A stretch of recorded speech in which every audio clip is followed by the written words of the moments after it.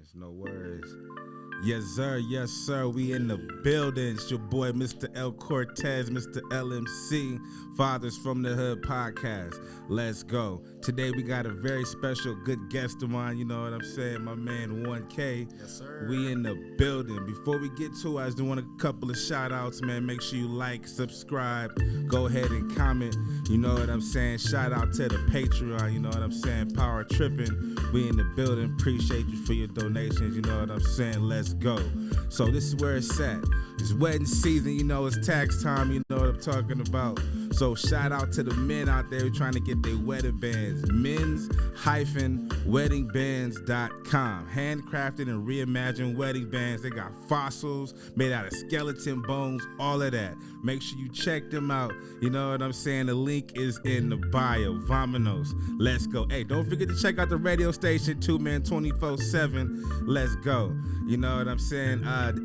So shout out to, let me see, where does that say? Dion, Loca, Africa. Okay, let's go. I appreciate y'all for tuning in. You know what I'm saying? Much love out there. You know what I'm saying? Especially to the fathers, man. Let's go. So yeah, my man 1K, my man, how you feeling? You doing all right? All good, man. All good all the time, man. What you mean? Man, Swain, nah, I dig it. That's what's up. I appreciate you rolling through. Of course, man. You know what I'm saying? No problem. You know what I'm saying? I would definitely couldn't wait to get him back on this show. Well, you know, come to the show. I dig it. You know what I'm saying? You back like you never left. Back you like feel I me? never left, baby. You know what I'm saying? It's all love. It's all love. So just tell the world a little bit about yourself. You know what I'm saying? Tap in. Bet. What's the deal, y'all? It's 1K all day. You know what I'm saying? Your boy.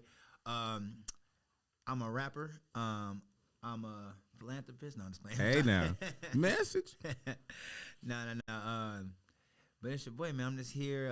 Definitely want to give a big shout out to the Fathers of the Hood Fathers of the Hood podcast for having me on. Right, just all love. You know what I'm saying? Yeah, man, I'm here. For sure. I dig it. So you know what I'm saying? You say you mentioned you're a rapper, you're an artist. You got any projects coming up? Any projects we should keep an eye out for? What's popping? Oh yeah, hell yeah, bro. Honestly, man, I took a little break. Not even a little break, you know what I'm saying? I dropped a little project last year, a little album. It was going to go a little crazy. So right now, what's the name of the album? My bad. Oh, my bad. Villains. Villains. Okay. Villains. That's on all streaming platforms everywhere. You know what I'm saying? Check me out. Spotify, Apple Music, all that. Let's go. But real quick, this year I've been trying to kind of switch up the flow on a lot of things. So real soon I got a slate of music coming out. You're gonna get constant music for literally a couple months. Okay. Back-to-back songs, and at the end of that, I'm dropping a new tape called One Up. Okay. You know what I'm saying? One Up. And real quick, you know, just explain that kind of thing is, you know, I've been doing this music stuff for a long time. And with the one-up thing, I don't know if anybody's familiar with like video games when you get a little extra life. Right, okay. And that's kind of my whole theme of the tape. I feel like I got an extra life in this shit, and I got to show out. You know? So you playing Mario Karts in this mug. You know, talk about sir. Be on the lookout for 1K. You know what I'm saying? That one-up is on the way. You feel me? We in the building. Follow me everywhere, Million Grands, at Million Grands. Holla at your boy. Man, please do. You know what I'm saying? Your boy's fire, I promise you. That Bikes, make sure you check that out. It's my favorite song. 100. Swing, you know what I mean? For sure. Okay. I'm glad to see you still doing your music thing. You feel me? Of course, man. You know, I feel like at the end of the day, you know, we all got lives and bills to pay and stuff like that. But shit, if you're not chasing something you want in life, then what are you doing? I understand. Definitely. I definitely feel with you on that one. What was that saying? If you can't stand for something, you're going to fall for anything? Yep. Righteous. Nah, I dig it. Okay, so here on Fathers from the Hood, one of the normal questions we do ask our guests is if you have your father growing up. And so did you have your father growing up, yes or no? And did that affect your parenting style? Yeah, well, you know what? So me and my father have a real interesting relationship. I would say I had him in my life half the time due to some circumstances, you know. But what I always give him credit for, though, even when he maybe could or couldn't be in my life, is the time I had him for. He gave me a good example on what I think a man should be and what he should do. You know, I feel like me and my dad might have had our differences, but for the most part, he always showed me that he wanted to be there and be a part of my life. And this, you know, that's dope. You know, he was in my corner. And even now to this day, you know, I definitely learned a lot of like nurturing shit from my mom, but like my dad gave me that structure that I definitely like throughout the day kind of show up for my son. I got you. You know, so just right there, just that little bit of lesson I got, you know, I got transferred to the next generation, you know. I understand completely. Definitely passing it down. Mm-hmm. You know what I mean? My bad. How old is your son again, bro? 9 years old, man. 9, okay. Man, 9 going on 19, bro. This kid is like, man, he's too ahead of his time, man. That's what's up. You smart, just like his pops, though. I mean, hey, Runs in the family. Hey, there you go. That's what's up, like father, like son. Yes, sir. I cheers to that one. Hey, salute. That's right, West Side UJ. You know what I'm saying? We in the building. For sure, for sure. That's what's up. So, with, you know, your father being like halfway in, halfway, like you said, 50% or something like that. Kind of. So, how does that affect your parenting style? Like, how do you parent because of that? Or do you feel like that influences your parenting style? Yeah, I definitely think that influenced my parenting style. I think there's no way you're a parent, you know what I'm saying, don't get some influence from your parents who raised you in some kind of, whether it's your mother or your father, whoever was there. It might not have been them, but whoever that role model was to you, you know, you get your style from them. And so I definitely got a lot of stuff from my mom, being that she was the one taking care of me most of my life. But like I said, just having little influences from my dad. And even when I was like, I remember I was 13 and I kind of like moved with my dad for a second. And he kind of said something that was real to me. It was like, you know what, your mom can't teach you how to be a man. Right. You know what I'm saying? And that was some of the things I started learning as a teenager when I spent a lot of time around him. Because I'm like, you know, there's a lot of things that I had to see and had to learn and had to, even for the moment in time, that little bit of mentorship. Right. You know what I'm saying? Sometimes, you know what I'm saying, a young black individual, for real, he needs that. Right, I understand. You know what I'm saying? It can make a difference on a lot of shit. Right, exactly. I feel you. Yeah, so, you know, I took that, and I think that's why I'm such a just I don't say on hand, right. on hand parent with my son, just because I realized what, especially for like a boy, you know, I realized what influence a father being in his life can be. I understand. You know what I'm saying? Because like I said, even with the influence I had half the time, right? You know what I'm saying? It made a big difference on a lot of things. I got you. Even early on as a teenager, you know what I'm saying? I could tell you some shit, but okay. You know what I'm saying? I know, like, being there for my son as much as I can be, which, you know, I'm there pretty much full time. Right. You know what I'm saying? Mr. Mom. I got you. I like that. Okay. But I just know that, you know what I'm saying, I think it's going to make a difference from who he's going to grow up to be. Right. Definitely. I agree with that. That's solid, though. Okay. So, you know, with us as parents, you know, sometimes we do have that fear of, you know, protecting our children at all costs. Yes, sir. You know what I'm saying? You know, in this world, it's pretty wicked. It's pretty vicious in this life. You know what I mean? And there was a recent situation with this rest in peace guy named Tyree Nichols. Mm-hmm. You know what I'm saying? Prayers to the family. Definitely prayers to the family. Before we kind of touch upon the particulars on that situation, I just want to ask, do you have that fear in the back of your mind as far as being a father of your son going out into that world and facing police brutality? Hell yeah. Hell yeah. I think any black man should. And, you know, if my son's light-skinned as hell, I tell him that ain't going to matter. Right. You know what I'm saying? They see you as a black man, and they because you a black man. Right. Look, I mean, it's like not, you know, it's nothing to question nowadays how we are, like, targeted by police, you know what I'm saying, or have been. Right. You know what I'm saying? Even if you want to argue with whoever wants to try and argue that. Right. We've been targeted for years and treated worse than probably any, I don't want to say any race, but it's up there. Yeah, it's up there. Right. You know what I'm saying? It's up there. And I think there's no way a black man doesn't see police and kind of have that thought running his head that, yo, this can go left real bad. Right. I definitely agree with you on that one. You know, and the thing is, it's not really stopping. So it's like, that's still going to go on to our children, you know what I'm saying? Maybe even their children, because it's just an endless cycle, to be honest with you. It definitely is. I definitely agree with you on that one. And that the will needs to be reinvented, you know what I mean? Because for, like you said, it's been going on for ages now, you know what I mean? And it's not getting any better. And to kind of touch on the Tyree Nichols situation, it was actually, you know, 5 black cops, you know what I'm saying? And just for them to be the same skin color of the guy that they murdered, you know what I'm saying? It makes that even 10 times as worse. You know what I'm saying? One of my favorite phrases and sayings on the show is disenfranchisement and demoralization. You know what I'm saying? And the disconnection that the officers had, you know, the disenfranchisement from Tyree Nichols, they just demoralized him. They devalued his life. At least in their perception, you know what I'm saying? His life was devalued. Yeah. You know what I'm saying? And for them to have that standpoint on this situation is terrifying. It's troubling. Yeah. You know what I'm saying? Because I personally, I don't want to ever have to come into a situation where I have to harm another black man. Yeah. You know what I'm saying? That's just not me. I don't get down like that. If I gotta defend myself, that's a different story. But if I can be diplomatic about the situation with another brother without having to put my hands on him or vice versa, I'm gonna do that. You know what I'm saying? I have that value. You know what I'm saying? I have that franchisement for black people, even just human life. I'm not even trying to be pro-black, but just to have that genuine, respect for all walks of life. Yep. You know what I'm saying? And it just sucks that these officers were black. You know what I'm saying? I remember watching some footage on it, and they were laughing and joking after the fact. That's crazy. Yeah, you know what I'm saying? That's just deep, and it comes to show you how, disconnected we are as people. Yeah. You know what I'm saying? Black people are the highest murder, what's that called? It's one of those where black people, we kill each other every day. You know what I'm saying? And it's saddening that, we have to be a part of this, or we do things to harm each other. Yeah. You know what I'm saying? It's not the route. You know what? It's I mean, even cut you off like that. Right. No, but to kind of touch on that, the thing that's kind of fucked up and kind of like you said is like, these are our people attacking our people. Like, you should kind of know you only one bad day away from being that same dude on the ground that you beating right now. Right.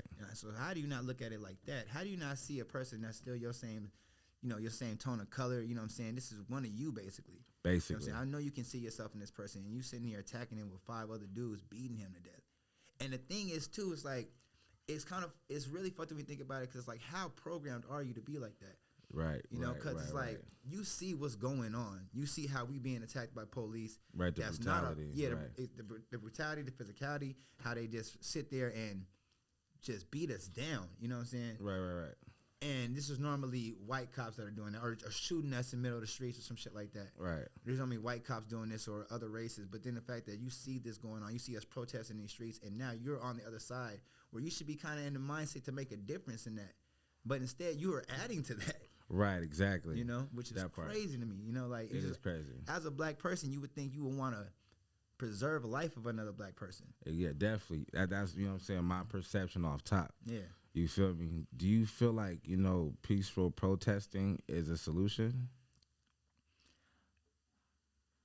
I feel like peaceful protesting does what, like, it gets the results that it kind of needs, but it kind of, I don't know what to say here.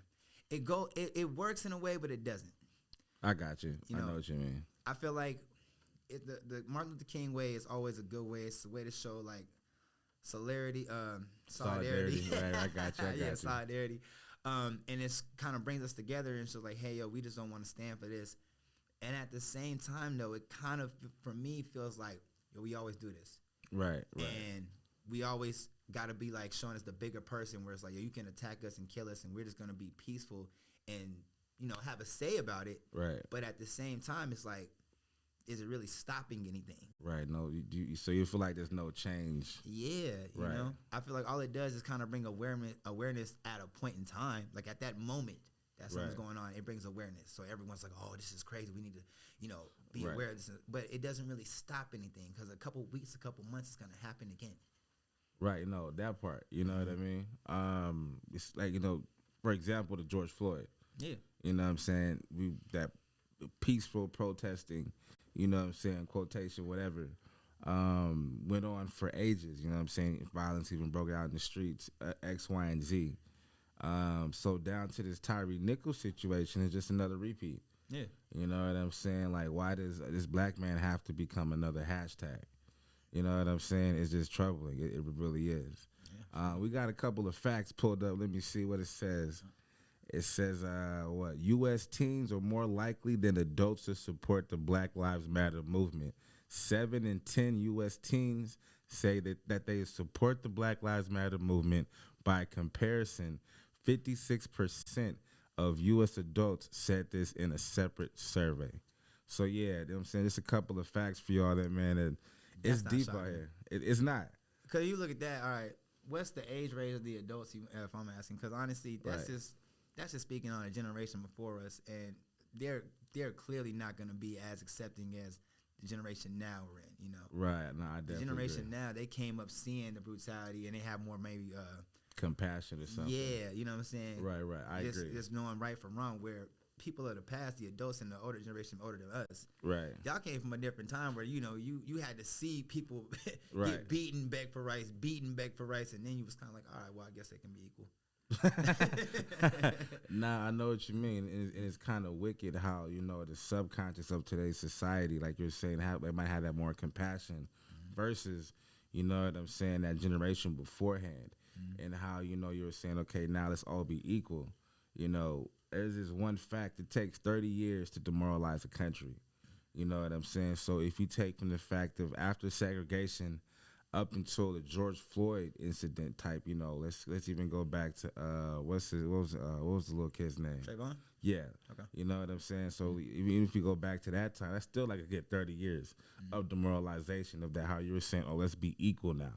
You know what I'm saying? And then now that these brutalities have happened and this new younger generation is seeing this, you know what I'm saying, that 30-year gap time span is over with. Yeah. So it's just like this new generation, whatever's upcoming next, is unpredictable with what could happen. You know what I'm saying, stemming from everything we've been through since, you know what I'm saying, the history of the United States. Yeah. You know what I'm saying, even back to like Emmett Till. You know what I'm saying? And how he was lynched back in the day. You know what I mean? Well, crazy thing, you can go back just on your 30-year mark and just let alone 30 years ago was like, boom, Rodney King. Right. You know what I'm saying? Exactly. And that's just literally us getting beaten on TV. Right. Right, exactly. You know what I'm saying? So, yeah, I mean, literally, it's like, it's just the length where all this shit has been happening. Man. It's like I was just kind of laughing how you show the demoralization in 30 years. I'm like, we still been going through that just in the last 30 years. Right, exactly. You know it's pretty demoralizing our generation, you know? No, I definitely feel you on that one, especially, you know, with blacks versus blacks, because we're the main killers of ourselves. You know what I'm saying? When one black man sees a strange black man, someone he's never met before, we're automatically on guard, defense. You know what I'm saying? Ready for action, whatever pops off, until one respects the other one first. Yeah. You know what I'm saying? If neither respect the other one, and, you know, in crossing paths, then we have that tension. So it's automatically there. We feel the frequency. We feel uncomfortable. We feel, you know what I'm saying, some type of negativity. Yeah. Which it shouldn't have to be that way. It needs to be the complete opposite. You know what I'm saying? And it just sucks, like, you know what I'm saying, that these 5 black officers did this to Tyree. Yeah. You know what I'm saying? Like, I can't stand behind it. And it just also kind of sucks on the legal side, the legality, how they were charged quicker than other cops. You know what I'm saying? And the other cops in other situations wasn't black. Well, that's the reality for those cops. Right. At the end of the day, killing a black man, that you still a black man in this country. That part. You know what I'm saying? So look at that. You guys did what y'all did. Right. And where these white cops might get off and have a suspension, still get their pension, still get their paychecks, whatever. Y'all was charging probably like a couple of days, couple weeks. You know what I'm saying? Let you know that you not above the law, and they'll show your black ass how quick you aren't. You know? Message. You feel me? Like, it don't matter if you the police or not, bro. Right. Nah, that part, you know, skin color is your pigment. That's what it is. You know what I mean? Swing. Speaking of, no, go ahead. I was gonna speak on Loki too. The crazy thing where we were talking about is how the black man always has to kind of be on guard, especially with our own people. Right. You know what I'm saying? Which is, well, I don't know if I want to relate this to the cops too, but just on a black man tip, where we always in survival mode. I got you. You know, that's what it is in all the cases. Like I've been in that situation. I normally try to not think of it like that, you know what I'm saying? But you do gotta walk past them and get the little nod and be like, okay, we're cool. We have an understanding. It's non-threatening here. Right, exactly. You know, but then there's other cases where, you know, you gotta keep yourself on guard no matter all the time. So and a lot of time that confrontation you think is coming from sometimes from your own people because they on guard. Exactly. You know what I'm saying? Yeah. It's wicked how society is designed that way, especially amongst us. Yeah. You know, there are other nationalities out there. You know what I'm saying? I'm not just trying to keep it specific to one category of race, but it's all across the board in many other races as well. 100%. You know what I'm saying? And it's time for a change. That's how I feel. You know, we're on some real shit. You know what I'm saying? That's what Fathers from the Hood is about. Positive platform. Sir. We changing the narrative. Shout out to the great fathers out there. Continue to be great fathers. You know what I'm saying? Let's go. Vamonos. But, okay, so let me see. Let's skip forward a little bit. Okay, so you have mentioned about, I think, getting pulled over. I don't remember. But Have you ever been pulled over in a car with your son? Yeah, actually I have. Crazy. Definitely have. You know, out here and in LA. Oh shit. Yeah. Okay. And you know, it's crazy. Like, I think I was thinking about it. I was telling somebody else, like, the LA cops were actually way cooler than the cops out here about some shit. But That's deep. That's deep. Go ahead. nah, I think we was touching on it, and I was like, low key, there was a couple times where I felt like having my son kind of like ease the situation. Okay. You know, whereas like, you know, I mean, I was in LA, I've been stopped plenty of times when I put out the car, you know what I'm saying? Right, Lights right. flashing in my face, handcuffs. I know all how shit. that go. Right. And there's been a couple times where, you know, I was riding dirty or some more shit down there. It goes that way. Right, right. You know what I'm saying? So automatically they pulling me over, bloop, bloop. But they would pull me over, you know what I'm saying, and see that I had a kid in the car, and I can just tell, like, their energy kind of changes a little bit. You know what I'm saying? I got they still you. police. You know what I'm saying? At the end of the day. Right. You feel me? And I still got that kind of like, I got to keep my eyes, you know, over my shoulder type of shit. But, Right, right. you know, I just felt like that. There were certain situations where I was worried just out of the fear of a black man. So that, plus I got my kid on me, so I'm just already on guard. I understand. You know what I'm saying? But then it's kind of like, I feel like I peeped the energy where it's like, I'm in the car with my kid. You see, I'm just a father. Right, right, And exactly. I think a lot of times maybe they might relate to that, and they're kind of like, you know, let me just do what I got to do my due diligence, and get the fuck on. Right, get about the way. Yeah, you know what I'm saying? I got you. I done seen cops by myself get extra as hell all the time. Man, You know? But I'll say I that feel you. I've never had a cop get real extra when I had my kid in the car. Got you. Nah, I dig that. See, I've never had that luxury. Well, I said luxury, but I ain't never been pulled over in the car with any of my children. Mm-hmm. You know what I'm saying? So it's always been one of those where I've by myself, or maybe with my wife a couple times with the homies, but never with my kids though. It's kind of crazy. Mm-hmm. You know what I mean? I can imagine, you know, going through the situation how I would act. You know, because when the cops get behind you, regardless, you know, you're automatically like, look, I gotta do this, I gotta do that, up and all that. right? You know what I'm saying? Demeanor straight, yes sir, no sir, how's it going, sir? Yeah. You know what I mean? Kind of switch it up, but it's just one of those where with me actually being in the car with my kids never happened. And God forbid, thank God, that's never happened. And pray it don't. Man, that part. You know what I mean? Because I got nothing against the cops, but you know, there's a lot of cops out there that got self issues. Mm-hmm. You know what I'm saying? They're there for themselves. Some type of narcissistic type of tendency. Mm-hmm. You know, it's not to serve and protect the people. It's to fulfill some type of void that they have as far as insufficiency and insecurities. Yeah. You know what I'm saying? Like, that's just how it goes. That's my personal opinion. You know, we can go into stats and facts, but I'm not here for none of that. You know what I'm saying? But you know, I think a lot of those people like police, you know what I'm saying, they kind of rep that not a superiority complex, but they rep that we're part of a brotherhood. You know what I'm saying? Right, yeah, we gotta defend ours no matter what wrong we did, you know what I'm saying? We was always defending ourselves or some shit like that. Nah, I think a lot of cops, you know, they take that type of, I don't know, oath to the heart a little too much, you know what I'm saying? Right, over the top. Yeah, I know what you mean. I feel you. Not to, you know, have a con to your statement, but the cops do have, you know, they see the worst stuff in the world. You know what I'm saying? We got some more stats to put up. Let me see. St. Louis has the largest percentage of fatal shootings per 100,000 residents. Dang. Roughly 36 out of 100,000 St. Louis residents are shot and killed by police officers. Wow. That is 23% more than Orlando. That's crazy. And that is reported by yourlawyer.com. That's crazy. Yeah. St. Louis and Orlando shooting like that? I guess so, man. They going up over there. I ain't gonna lie. I would have thought it was like Illinois, like Chicago. Like, that's what I would have thought. Man, not right. Or Compton or something. But hey, honestly, no, you know what I heard? I heard some shit where like San Bernardino and Fresno get shot up more than Compton. Really? Oh yeah. I read somewhere they like the top cities in the state. Murder capital. Yeah, murder capitals or some shit. I'm like, crazy. That's crazy. That is crazy. You know what I mean? A couple more stats. One last little statement. You know what I'm saying? It says how many police in the USA? There were 934,700 police officers in the United States in 2020. So you can just think about right now, it's probably 1 million cops out there patrolling.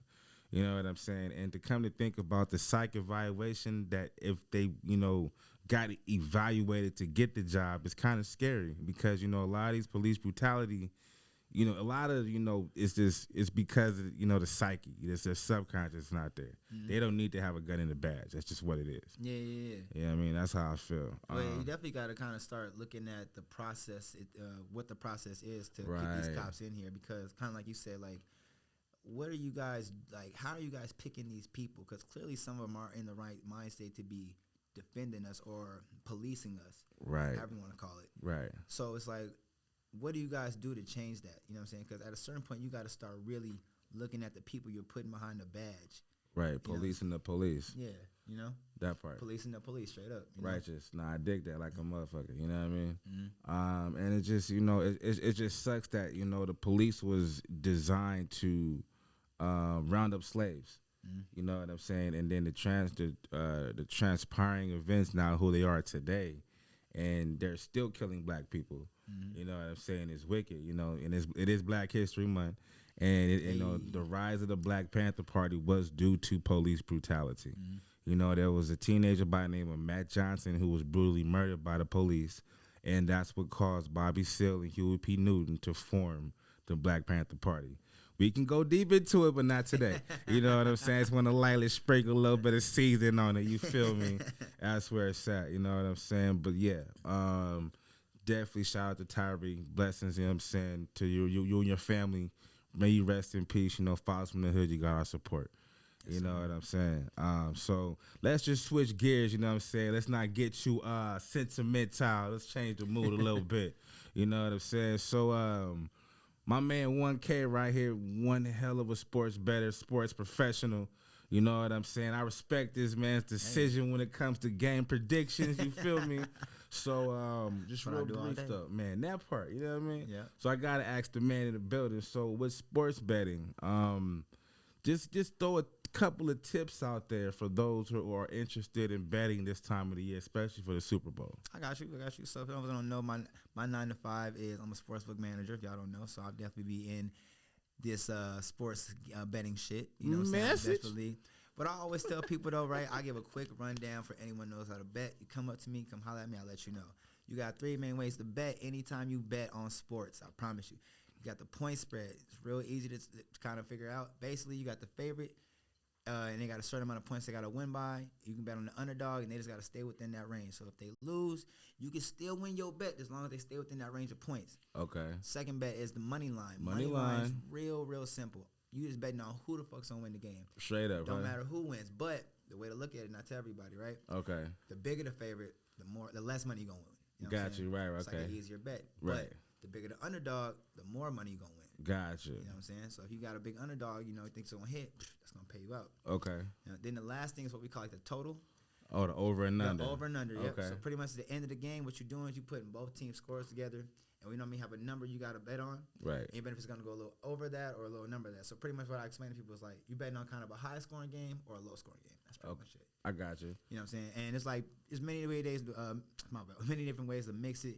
What I always tell people, because they always come and be like, yo, how can I win the big money? Yo, how can I cash out $1 million things? You know, a lot of people are familiar with what I'm about to talk about, too, because they got, like, DraftKings and FanDuel, but parlays, you know? Parlay, I got you. That's my shit, though. Right, I think that's a personal favorite to anyone who just wants to have a little fun, because really all you're doing is you putting multiple bets on one ticket. Gotcha. You know, and the thing is, like, the more you put on there, the more you multiplying the payout. So you can have 4 games on one ticket and bet $20, and who knows, hit like swag, 200, 500, something crazy. Gotcha. You know, but the trick is you got to hit everything you put on that ticket. So, you know, you add 4 games, you miss one, you lose the whole thing. Right. You out finito. And that's how it gets tricky. You know what I'm saying? Nah, dig it. And you can go up something crazy and, you know, bet 12 teams and hit for like $150K. But again, I seen that one time from someone. Put like $20 down or something. Yeah. Yeah, man, I had a motherfucker come to my casino. Promise you had a little 8-teamer, right? $20. Right. Bro win 12 grand. Word. Yes, bro. Bro win 12 grand. I had to get his tax information. This girl started arguing about it. I'm like, bro, the dude wasn't even tripping, bro. Cause look. At a certain point, depending on how much you win, you know what I'm saying? And it wasn't even about the money. It was about the odds. That's another story for another day. Got you. But pretty much he was like, all right, boy, I ain't even tripping. They was gonna take out like $2,000 out of his 12, right? Right. So he's still getting 10 racks right now. We can't even do nothing about it. Once you cash out, you give him. That's how it goes. Right. So I'm about to give him the 10K, right? The girl like, oh, why we don't get 12? Why don't get the full 12? Why you need his taxes? He not even tripping. He's like, just give me my money. Right. But she not even knowing that if he take the whole 12, he gonna owe that too at the end of the year. Exactly. Message, tax message. So listen, gambling wins. Here you go.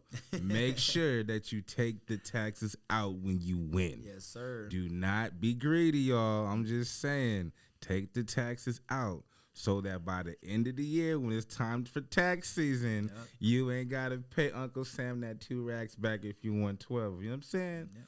Message. Let's go. Ask Wesley Snipes pay his taxes. Man, or Tyler Perry. You feel me? That part. But okay, so sports betting, right? Mm-hmm.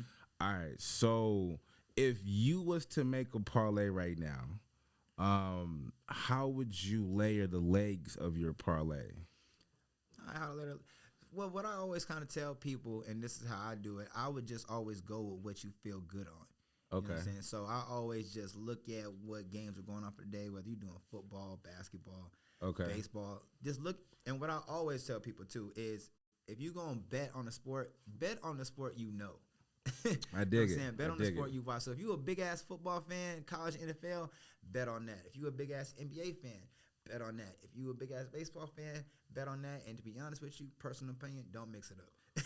Okay, right. I know what you mean. Yeah, stick to what you know. Okay. So me personally, like I do bet on a little football. For some reason, I do real well on basketball. Okay. And that's personally because that's what I watch the most. Right. You know what I'm saying? That's been my game since a kid.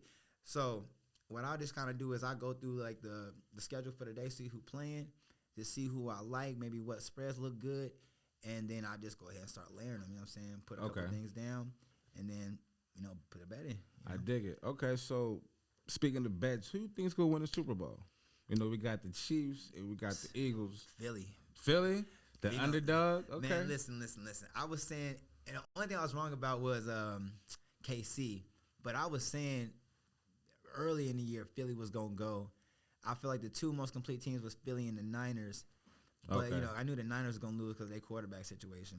And shout out to Chiefs and Mahomes for getting them back there. But this year, Philly to me has just been dominant on both sides. Yeah. Jalen Hurts been killing it when he's in the game. They have weapons. They got a defense. Yeah, I know what you mean. Now, the only thing is, the Chiefs got Mahomes, man. I don't give a fuck what no one's talking about. Hey, Mahomes is nasty, bro. Hey, man, that's the best quarterback in the league, has been for the last 3 years. Gotcha. Nah, I feel you on that one.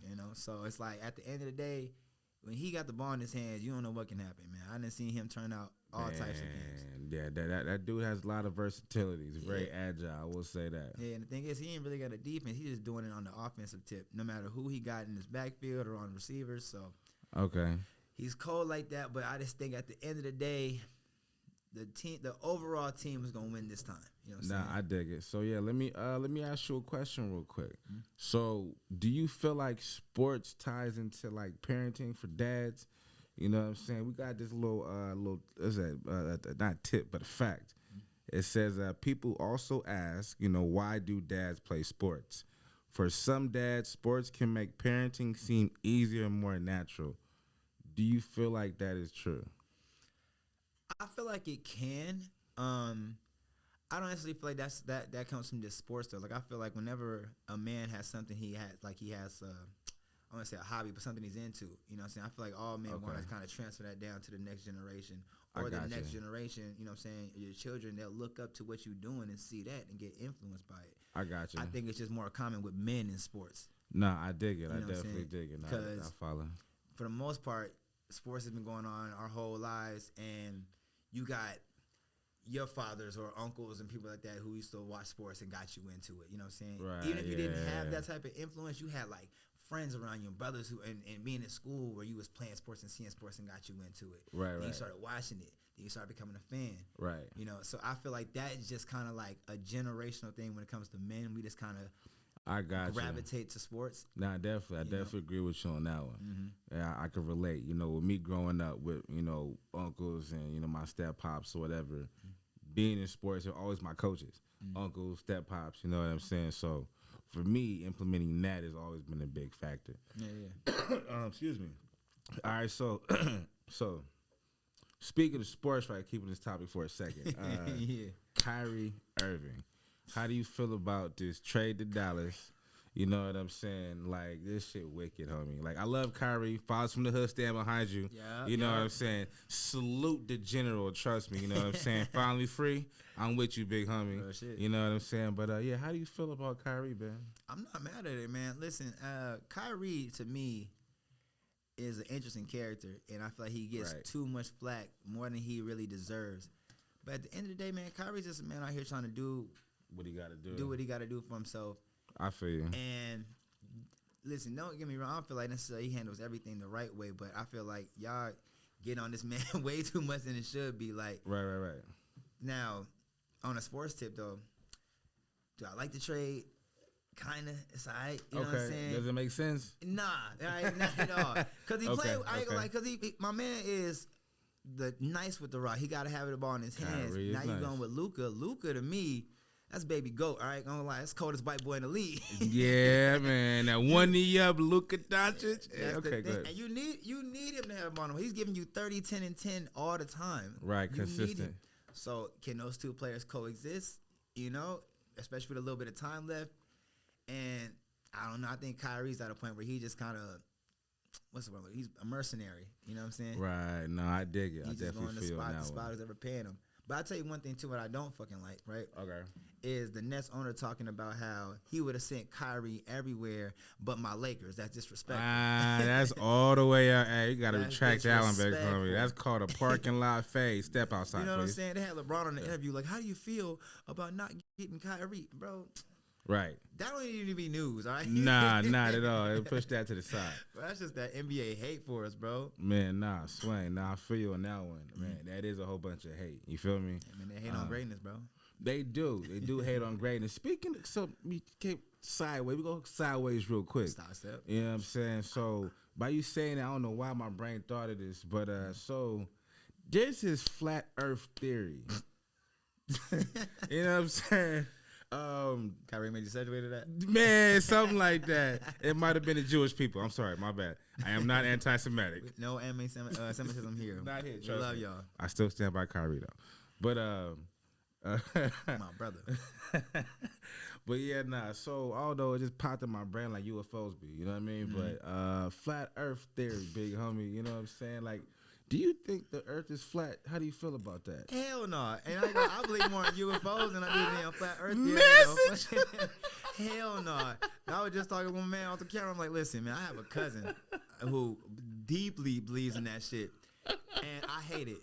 He feels like he can see. He feels like being on a plane makes him able to see the whole Earth. And I'm like, bro, you can't see past a state. What the fuck are you talking about? Like, man, that's some good Zaza, huh? Listen, I know that people want to believe in conspiracy so much, and the government is lying to us. But listen, I do just feel like there's some truth in science. All right, I agree. They got up into space. They seen from an aerial view what the Earth looks like. Right. I don't think they had the doctorate, all these pictures and shit to have a flat Earth. Like, bro, the Earth is fucking round. All right. Honestly, when you're on a plane, you can kind of feel like you're curving. This based off the fact that you can only see so much space. Like, the world is so big, you can't really tell how big it is. Your eyes if it's flat or not, right? Exactly. You know what I'm saying? Your eyes are only built to go up so high and see so much. You know what I'm saying? And it won't be the whole entire Earth. Right. Unless you in space. That part. Even then, it's not flat. I think it shit looks circle. You know what I mean? Hey, and if it is flat, what's on the bottom? All right. that message.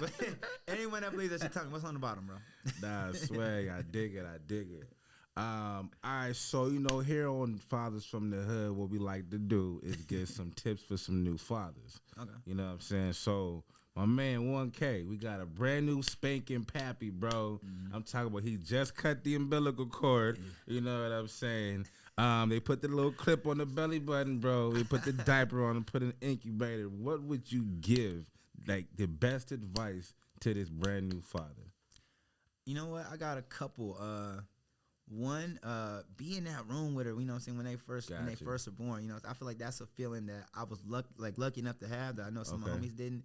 And I don't know, it's just kind of different when you're the one in the room. You see your kid come out, the nurse gives him till you cut the cord, and you just got him in your hands. Right. You know, that connection, that feeling. Yeah, right. that first look, you know what I'm saying? Like, you kind of the first one to hold him, you know what I'm saying? It just, right. it's a power in that. It's like overwhelming feeling almost? Yeah, most definitely. Definitely. So, one, just try and have that opportunity if you can. Don't look at the afterbirth. You know what I'm saying? You'll be sick to your stomach. Yeah, I got you. A real tip, man, is stock up on diapers. Hey, now. For real, man, they run through them, and them shits is expensive. So, they stock will up on get diapers. And what I will say for all fathers, for real, man, because it just gets tough. I know it as a man. But if you aren't with your child's mother, baby mama, all right, because you don't want the drama. What I will always recommend is try to just get on a cordial tip with your baby mother. All right, I promise you, in the long run, it'll be better for you. It'll be better for the child. Now, I know that's easier said than done.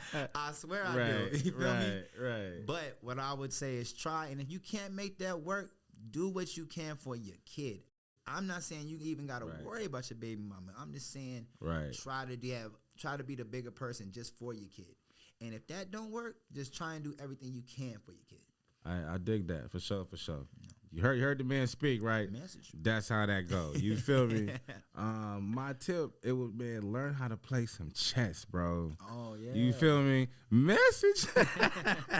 It's all good. You know what I mean? So chess. So listen, chess allows you to strategize, allows you to think ahead and see the future. And it allows you to think clearly to your thoughts, and you can see them and process them. So eventually one day you're going to have grandkids off that little baby. You know what I'm saying? Mm-hmm. So you got to be able to look into the future, see ahead, plan ahead, everything. Mm-hmm. Learn how to play chess. That's where it's at. L's tip for new fathers. You know what I'm talking about? Vominos. Let's go. Yes, sir. Okay, so this is where it's at. Fathers from the Hood Radio, Fathers from the Hood podcast. Hey. Check us out. You know what I'm saying? I appreciate y'all tuning in. Shout out to the Patreon, Power of Tripping. Shout out to Dion Loca, Africa. Let's go. Demon Gang in Africa. Let's go. Appreciate y'all tuning in.